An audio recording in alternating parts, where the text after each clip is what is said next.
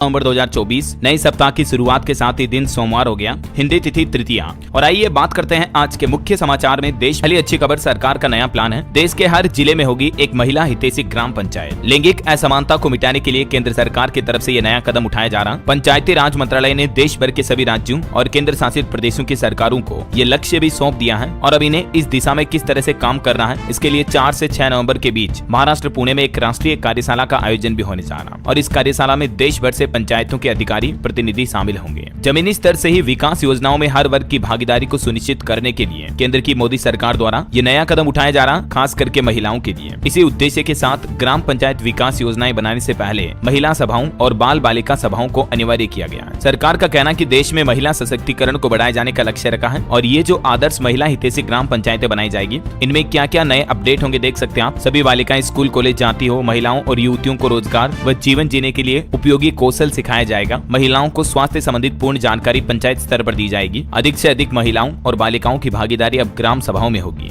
मतदान, महिलाओं के अधिकारों के प्रति भी जागरूक किया जाएगा, वगैरह वगैरह। चलिए अगली खबर देखिए। दिल्ली के अधिवक्ता यानी कि वकील आज सोमवार को काम नहीं करेंगे। गाजियाबाद में वकीलों पर हुए हमले के बाद बैठक में यह फैसला लिया गया। आज वकील हड़ताल पर रहेंगे। दिल्ली के सभी बार एसोसिएशन के वकीलों ने यह फैसला लिया है। और वहीं देखिए अगली खबर दोस्तों, कोरोना वायरस पर अब वैज्ञानिकों की तरफ से एक नई रिपोर्ट सामने आ रही है, जिसमें बताया गया कि कोविड-19 से 30% तक बढ़ गया है हाई कोलेस्ट्रॉल का खतरा। मतलब कोरोना वायरस का इन्फेक्शन जिन लोगों को हुआ है उनको हार्ट डिजीज यानी हृदय से जुड़ी बीमारियों का जोखिम भी बढ़ जाता है और ऐसे लोगों में आफ्टर कोविड इफेक्ट्स के रूप में कोलेस्ट्रॉल की समस्या भी सबसे ज्यादा देखी जा रही है। Albert Einstein college of medicine के शोधकर्ताओं वैज्ञानिकों की रिसर्च में 2 लाख से भी ज्यादा वयस्कों को शामिल किया गया और ये नतीजे जारी किए गए, जिसमें बताया कि कोविड संक्रमण की वजह से हाई कोलेस्ट्रॉल विकसित होने का जोखिम लगभग 30% तक बढ़ सकता है। चलिए अगली खबर देखिए। भारत में साइबर घोटाले का बहुत बड़ा नेटवर्क है। ईडी ने डिजिटल अरेस्ट मामले में एक चार्जशीट भी दाखिल की। इसमें भी चौंकाने वाले खुलासे हुए। जांच एजेंसी ईडी ने 8 लोगों को इसमें आरोपी भी बनाया है। आए दिन जो हमारे देश में साइबर फ्रॉड होते रहते हैं, ऑनलाइन लोगों के साथ धोखाधड़ी होती है, बैंक खातों से पैसे कट जाते हैं, तो इसी को लेकर अब ईडी ने भी कार्रवाई करना शुरू कर दिया है। वहीं देखिए भारत के पॉपुलेशन यानी जनसंख्या पर भी एक रिपोर्ट आ रही दोस्तों कि साल 2025 में हमारे देश की जनसंख्या 146 करोड़ होने की संभावना है। राष्ट्रीय जनगणना अगले साल शुरू होकर 2026 की शुरुआत में खत्म होगी। यानी सरकार का प्लान है 2025 में भारत की सेंसस जनगणना भी आयोजित की जाएगी। रिपोर्ट्स में ये भी बताया जा रहा है कि 2025 के बाद भारत की जनसंख्या वृद्धि दर में भी लगातार कमी आएगी। चलिए अगला अपडेट है। प्रधानमंत्री नरेंद्र मोदी ने बोत्सवाना का राष्ट्रपति निर्वाचित होने पर ड्यूमा बोको को बधाई दी और दोनों देशों के बीच द्विपक्षीय संबंधों को और मजबूत होने की बात भी कही है। वहीं दोस्तों आज देश के प्रधानमंत्री नरेंद्र मोदी झारखंड राज्य के दौरे पर रहेंगे। यहाँ 2 बड़ी रैलियों को संबोधित करेंगे। जो झारखंड में विधानसभा चुनाव होने वाले इलेक्शन के सिलसिले में आज 4 नवंबर को पीएम की ये पहली रैली होगी। चाईबासा और गढ़वा में जनसभा को संबोधित करेंगे। इससे पहले कल गृह मंत्री अमित शाह भी झारखंड जा चुके हैं। बीजेपी ने अपना इलेक्शन मैनिफेस्टो भी जारी कर दिया। मैं आपको आगे बताऊंगा अपडेट। और इसके बाद प्रधानमंत्री का प्लान है 8 से 14 नवंबर तक महाराष्ट्र में भी धुआंधार 11 रैलियां आयोजित करेंगे। यूपी के सीएम योगी आदित्यनाथ भी कमान संभालेंगे। चलिए अगली खबर देखिए। WHO की तरफ से भी रिपोर्ट जारी की गई। भारत के लिए बड़े गर्व की बात है, 2015 से लेकर 2023 तक भारत में 17% से भी ज्यादा कम हुए टीबी के मरीज। और WHO द्वारा जारी इन आंकड़ों के बाद पीएम मोदी ने भी पोस्ट जारी करते हुए अहम संदेश दिया। सरकार का प्लान है बिल्कुल टीबी मुक्त भारत बनाना। और टीबी को लेकर उत्तर प्रदेश से भी एक अच्छी खबर आई है। यूपी के सीएम योगी सरकार के नाम एक बड़ी उपलब्धि हासिल हुई। टीबी की पहचान कर इलाज करने के मामले में उत्तर प्रदेश को पहला स्थान मिला देश भर के सभी राज्यों में। तो ये भी यूपी के लिए बड़े गर्व की बात है। चलिए अगला अपडेट देखिए दोस्तों। जम्मू कश्मीर के श्रीनगर में कल संडे को ग्रेनेड ब्लास्ट हुआ, जिसमें 12 लोग घायल हो गए। सीएम उमर भी बोले कि हमलों से परेशान हूँ। एक दिन पहले भी यहाँ सेना ने एक आतंकी को मार गिराया था। वैसे इन हमलों के बाद जम्मू कश्मीर के उपराज्यपाल ने भी अधिकारियों के साथ बैठक की और कहा कि आतंकियों पर अब अंतिम प्रहार होगा। इंडियन आर्मी के जवानों को भी उपराज्यपाल ने कुछ नए अधिकार दे दिए हैं, जिससे कि आतंकी घटनाओं पर अब सख्त कार्रवाई की जाएगी। वहीं खबर है कि अब्दुल रहीम राथर जम्मू कश्मीर विधानसभा के स्पीकर होंगे। मुख्यमंत्री उमर अब्दुल्ला ने सहयोगी दलों के साथ बैठक के बाद ये फैसला लिया और जम्मू विधानसभा का पहला सत्र आज से ही शुरू होने जा रहा है। चलिए अगला अपडेट देखिए दोस्तों। इलेक्शन के माहौल के बीच प्रियंका गांधी के साथ केरल वायनाड पहुंचे राहुल गांधी भी और बोले कि अब प्रियंका आपकी बहन है, बेटी और मां भी है, वह आपकी सबसे अच्छी सांसद होगी। वहीं खबर है कि 4 धाम में अब तक 44 लाख श्रद्धालु पहुंचे इस साल। केदारनाथ और यमुनोत्री धाम के कपाट भी आज से बंद हो चुके हैं। हालांकि बद्रीनाथ धाम में 17 नवंबर तक दर्शन हो पाएंगे। बाकी केदारनाथ धाम के कपाट भी शीतकाल के लिए बंद हुए। कपाट बंद होने के दौरान 15,000 से भी ज्यादा श्रद्धालु मौजूद थे। चलिए प्रदूषण पर बड़ी खबर देखिए दोस्तों, दिल्ली में AQI 500 के पार चल रहा अभी भी। 12 घंटों में बहुत खराब से खतरनाक कैटेगरी में पहुंचा पॉल्यूशन। 10 सबसे प्रदूषित शहरों में 4 उत्तर प्रदेश के भी शामिल हैं। और दोस्तों प्रदूषण के इन हालातों के बीच वैज्ञानिकों की एक रिपोर्ट देखिए, वायु प्रदूषण की वजह से लोगों का दिल बीमार हो रहा है। समय से पहले ही 45 लाख मौतें हुई। मतलब इतने प्रदूषण वाले एरिया में जो लोग रहते हैं उनको हृदय रोग गंभीर रूप से होने की संभावना बढ़ जाती है और प्रदूषण के कारण हर साल 90 लाख अकाल मौतें भी होती हैं। अभी दिल्ली में भी हालात ये चल रहे हैं, लोगों को आंखों में जलन की शिकायतें, सांस लेने में भी परेशानी हो रही है। कल रविवार का दिन इस सीजन का सबसे दूसरा प्रदूषित दिन रहा। कुछ और शहरों में भी पोल्यूशन के हालात देखिए आप। हरियाणा का सोनीपत देश में चौथा सबसे प्रदूषित शहर बन चुका है। इसका AQI भी 321 के पार चल रहा है। वैसे हरियाणा में सिर्फ सोनीपत ही नहीं बल्कि 11 और शहरों में भी AQI 250 के पार चल रहा है। और अभी तो देश का सबसे ज्यादा प्रदूषित शहर पंजाब का अमृतसर है। यहाँ लगातार तीसरे दिन भी पंजाब में AQI 500 के पार रहा। मतलब दिल्ली से भी गंभीर हालात तो अभी पंजाब अमृतसर में चल रहे हैं। ये देश का सबसे प्रदूषित शहर है। अभी इसका AQI गिरकर 368 तक पहुंचा और मौसम वैज्ञानिकों का कहना कि नवंबर में भी यहाँ तो प्रदूषण से राहत नहीं मिलेगी। वैसे दिल्ली में तो अब प्रदूषण को कम करने के लिए सरकार ने प्लान बनाया है। 54,000 गाड़ियों पर भी कार्रवाई की गई और 56 कंस्ट्रक्शन साइट को भी फिलहाल बंद करने का निर्देश जारी किया है। दिल्ली NCR में हवा की गुणवत्ता को सुधारने के लिए केंद्र सरकार की तरफ से कमेटी बनाई गई और उसमें यह आदेश जारी किए गए। चलिए अगली खबर देखिए, पेंशनर्स के लिए अच्छा अपडेट है। कहीं रुक न जाए आपकी भी पेंशन, 30 नवंबर तक जरूर निपटा लिए काम। दरअसल बात कुछ यूं है कि सरकार का कहना है कि जो भी पेंशन का लाभ उठाते हैं तो उन सबको इस नवंबर महीने के अंत तक अपना जीवन प्रमाण पत्र यानी कि लाइफ सर्टिफिकेट सबमिट करना है। सिंपल भाषा में बोले तो पेंशनर को अपना जिंदा होने का सबूत देना पड़ता है हर साल। तो ये नवंबर महीने में काम निपटाना है, वरना आपकी दिसंबर महीने से पेंशन रुक सकती है। सरकार की तरफ से सभी पेंशनर्स को ये निर्देश भी जारी किया। वैसे अभी तो आप घर बैठे ही लाइफ सर्टिफिकेट सबमिट कर सकते हैं। आधार फेस RD मोबाइल ऐप या जीवन प्रमाण फेस ऐप के माध्यम से भी आप अपने मोबाइल से ही लाइफ सर्टिफिकेट सबमिट कर सकते हैं। इसके लिए ये कुछ सिंपल स्टेप है, इनको फॉलो करना है। ऐप इंस्टॉल करना, मोबाइल नंबर डालने, फिर आपका चेहरा स्कैन करना है और आपका काम हो जाएगा। बाकी आप घर पर नहीं करना चाहते हैं तो आप ऐसे भी लाइफ सर्टिफिकेट जमा कर सकते हैं अपने नजदीकी बैंक या पोस्ट ऑफिस में जाकर, या उमंग ऐप का भी इस्तेमाल कर सकते हैं। या फिर अगर आपके नजदीकी पोस्ट ऑफिस में postman service, home service available है तो इसके द्वारा भी आप लाइफ सर्टिफिकेट जमा कर सकते हैं, है ना। चलिए अगला अपडेट देखिए दोस्तों, महिलाओं को हर महीने 2100 रुपए दिए जाएंगे और 2 मुफ्त गैस सिलेंडर भी मिलेंगे सालाना। गृह मंत्री अमित शाह की तरफ से ये बीजेपी का संकल्प पत्र जारी किया गया। झारखंड इलेक्शन यानी झारखंड विधानसभा चुनाव के लिए भारतीय जनता पार्टी ने अपने मैनिफेस्टो में घोषणा पत्र में कई बड़े वादे किए हैं। बीजेपी ने झारखंड में महिलाओं के लिए गोगो दीदी योजना शुरू करने की बात कही है और इस योजना के तहत झारखंड में बीजेपी की सरकार बनने पर हर महीने की 11 तारीख को महिलाओं को 2100 रुपए सीधे बैंक खाते में ट्रांसफर किए जाएंगे। और वहीं दीपावली और रक्षाबंधन के त्योहारों पर एक गैस सिलेंडर मुफ्त मिलेगा। इसके अलावा भी नॉर्मल महीनों में भी 500 रुपए की कीमत पर गैस सिलेंडर दिया जाएगा। वहीं भाजपा ने झारखंड में 5 लाख रोजगार के अवसर सृजित करने की भी बात कही है। युवाओं के लिए भी कई बड़ी घोषणाएं की। पेपर लीक की जांच से लेकर UCC तक झारखंड के संकल्प पत्र में बीजेपी ने कई बड़े वादे किए। कुछ वादों की डिटेल आप देख सकते हैं। हर स्नातक और स्नातकोत्तर युवाओं को भी 2000 रुपए हर महीने बेरोजगारी भत्ता के रूप में दिए जाएंगे। और भी दोस्तों गृह मंत्री अमित शाह बोले कि साल 2026 तक देश से नक्सलवाद का सफाया कर दिया जाएगा। तो कुछ यूं रहा झारखंड में गृह मंत्री अमित शाह की चुनावी जनसभा का कार्यक्रम। और चलिए अगली खबर देखिए, उत्तर प्रदेश के मुख्यमंत्री योगी आदित्यनाथ को भी जान से मारने की धमकी दी गई। धमकी में कहा गया कि 10 दिन में अगर इस्तीफा नहीं दिया तो मुंबई के बाबा सिद्दीकी जैसा अंजाम होगा। हालांकि सीएम को धमकी देने वाली एक महिला थी, उसको मुंबई से अरेस्ट भी कर लिया गया। चलिए अगला अपडेट देखिए, विदेश मंत्री एस जयशंकर बोले कुछ देश दूसरों की तुलना में ज्यादा जटिल है। भारत विश्व मित्र बनकर सभी से मित्रता करना चाहता है। मल्टी पावर दुनिया में मित्रता अकेली नहीं रही है। वहीं खेल जगत से दोस्तों भारत के लिए एक दुख भरी खबर आई है। 24 साल बाद भारत घर में क्लीन स्वीप हुआ। न्यूजीलैंड ने 25 रन से जीता मुंबई टेस्ट। एजाज पटेल ने मैच में 11 विकेट झटके। चलिए अगला अपडेट देखिए, मोबाइल फोन लॉन्चिंग पर खबर है। नथिंग फोन 2A प्लस का कम्युनिटी एडिशन लॉन्च किया कंपनी ने। कीमत इसकी 30,000 रुपए तक है। इस स्मार्टफोन में आपको 50 मेगापिक्सल सेल्फी कैमरा मिलेगा, 12 GB रैम और 6.5 इंच से ऊपर डिस्प्ले मिलेगी। चलिए अगला अपडेट देखिए, यूपी में लखनऊ अयोध्या हाईवे पर शुरू हुआ नया टोल सिस्टम। जितना चलोगे अब उतना ही टोल कटेगा। सैटेलाइट आधारित टोल तकनीक यहाँ पर शुरू कर दी गई है। वहीं खबर है उत्तर प्रदेश में बनेगा विश्व का सबसे ऊंचा अशोक स्तंभ। यूपी के कन्नौज में दुनिया का सबसे हाइट वाला अशोक स्तंभ निर्माण किया जाएगा। बुद्ध विहार में लगभग 1 करोड़ की लागत से 101 फीट ऊंचा अशोक स्तंभ बनाया जाएगा।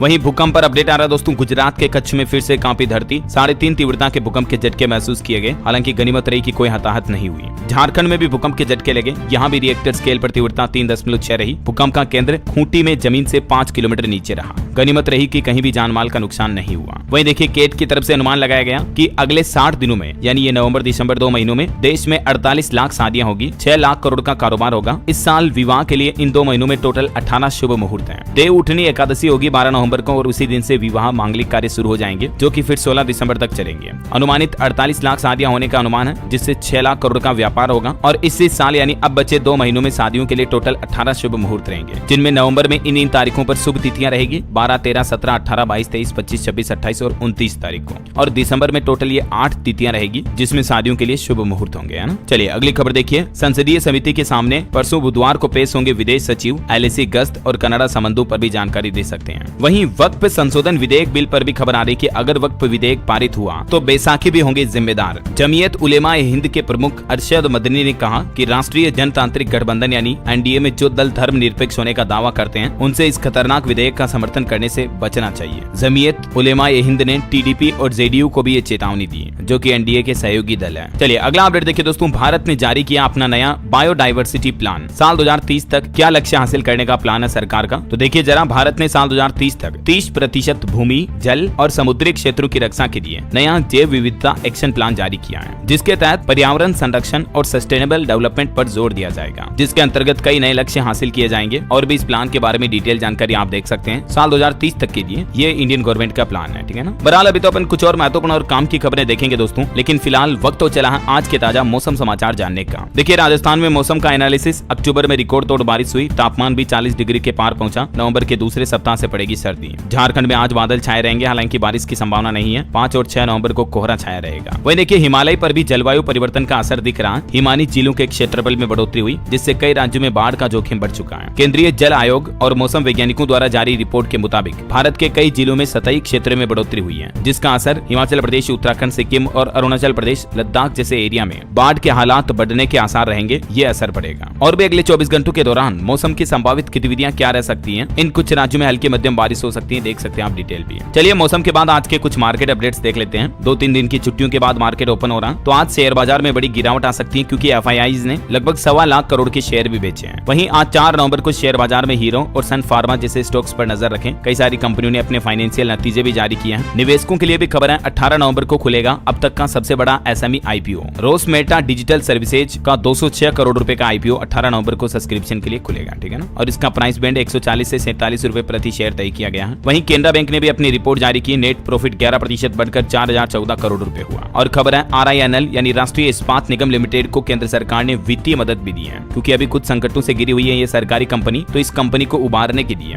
केंद्र सरकार ने इसमें 1650 करोड़ रुपए की वित्तीय मदद दी है, तो इसके स्टॉक पर भी आप नजर रखें। और वहीं खबर देखिए, बांग्लादेश ने अगर पेमेंट नहीं किया तो बिजली काट देंगे। गौतम अडानी की तरफ से सख्त चेतावनी जारी की गई और 4 दिन का समय दिया अडानी पावर लिमिटेड कंपनी ने। यहाँ तक कि बिजली की सप्लाई भी आधी कर दी है, क्योंकि बांग्लादेश का 7118 करोड़ रुपया बकाया है अडानी पावर का, तो अभी तक भी बांग्लादेश ने पेमेंट नहीं किया है। तो अब कंपनी ने फाइनल अल्टीमेटम चेतावनी दी है, 4 दिन का समय दिया बांग्लादेश सरकार को। वहीं देखिए अमेज़न के मालिक जेफ बेजोस $3 अरब से ज्यादा के शेयर बेचे अमेज़न के, और अभी दुनिया के दूसरे सबसे अमीर शख्स बन चुके हैं। चलिए दोस्तों मार्केट के बाद आगे बढ़ते हैं अपन खबरों में। देखिए खबर है, इंडस्ट्रियल पार्कों के लिए जमीन पर जल्द ही मिलेगा कब्जा, और इससे युवाओं के लिए ग्रेटर नोएडा में रोजगार के अवसर भी बढ़ेंगे। यमुना प्राधिकरण की तरफ से यह नया प्लान बनाया जा रहा है, देख सकते हैं आप। वहीं खबर है दोस्तों, उत्तर प्रदेश रायबरेली में NTPC की 5वीं यूनिट भी बंद हुई। 210 मेगावाट विद्युत उत्पादन घटा, जिससे उत्तर प्रदेश, दिल्ली समेत 8 राज्यों में बिजली आपूर्ति प्रभावित होने की संभावना है। और खबर देखिए, विश्व के सबसे बड़े बंदे मगरमच्छ की मौत हुई। 100 सालों तक ये जीवित रहा। Guinness book of world records में भी इसका नाम दर्ज है। ऑस्ट्रेलिया में था ये दुनिया का सबसे बड़ा कैदी मगरमच्छ, लेकिन अब ये भगवान को प्यारा हो गया। ऐसा माना जाता है कि इस मगरमच्छ की उम्र करीब 110 साल थी। वहीं खबर देखिए, आज सोमवार से शुरू होगी राष्ट्रीय पुरुष हॉकी चैंपियनशिप प्रतियोगिता का आयोजन। 31 टीमें इसमें हिस्सा लेगी देश भर की,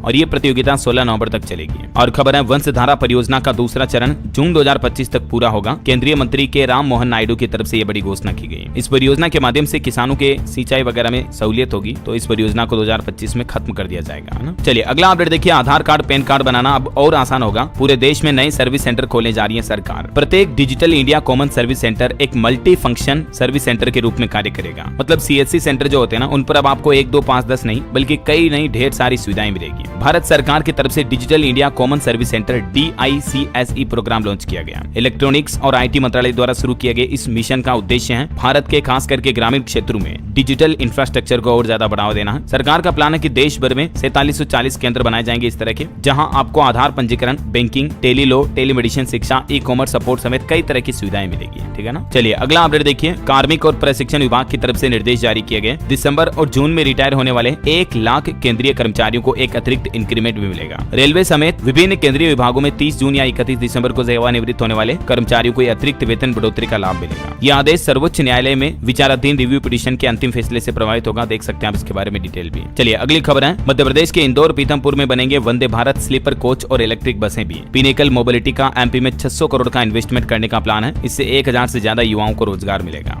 एमपी के पीथमपुर में ये इन्वेस्टमेंट किया जाएगा। वहीं खबर देखिए, छत्तीसगढ़ में मिट्टी, हवा और पानी से बीमारियों का इलाज होगा। 10 एकड़ में बनेगा पहला नेचुरोपैथी सेंटर। डायबिटीज, मोटापा और जोड़ों का दर्द भी ठीक होगा। केंद्र सरकार की तरफ से छत्तीसगढ़ के रायपुर में ये नया आयुष मेडिकल कॉलेज के पास ही प्राकृतिक चिकित्सा सेंटर बनाने की घोषणा की है और इसके लिए सरकार ने बजट भी जारी कर दिया है। वहीं खबर है, केंद्रीय परिवहन मंत्री नितिन गडकरी भी छत्तीसगढ़ रायपुर आएंगे। प्रदेश में पहली बार भारतीय सड़क कांग्रेस का अधिवेशन होगा। 5 देशों के रोड और कंस्ट्रक्शन एक्सपर्ट भी इसमें शामिल होंगे। परिवहन मंत्री का यह कार्यक्रम 8 नवंबर से 11 नवंबर तक होगा शहर के साइंस कॉलेज ग्राउंड में, है ना। और वहीं खबर देखिए, शंकराचार्य बोले कि गौ माता को राज्य माता घोषित करे छत्तीसगढ़ सरकार। छत्तीसगढ़ पहुंचे धीरेन्द्र कृष्ण शास्त्री ने भी योगी आदित्यनाथ के बयान बटोगे तो कटोगे का समर्थन किया। वहीं खबर है दोस्तों, यूपी लखनऊ में भी रोबोट करेंगे अब साफ सफाई का काम। 10 रोबोट खरीदेगा नगर निगम। जनवरी तक 20 रोबोट खरीदने का टारगेट है। और बिहार में देखिए, तेजस्वी यादव ने वादा किया कि रक्षाबंधन पर बहनों को मिलेगा 1-1 लाख रुपए का तोहफा। बोले कि बेरोजगारी, महंगाई और भ्रष्टाचार से बिहार की जनता तबाह है। आरजेडी को सत्ता में लाना होगा। वहीं खबर है, पीएम मोदी भी बिहार के जमुई में जनसभा को संबोधित करेंगे। बिरसा मुंडा की 150वीं जयंती पर 15 नवंबर को उनका ये आगमन होगा।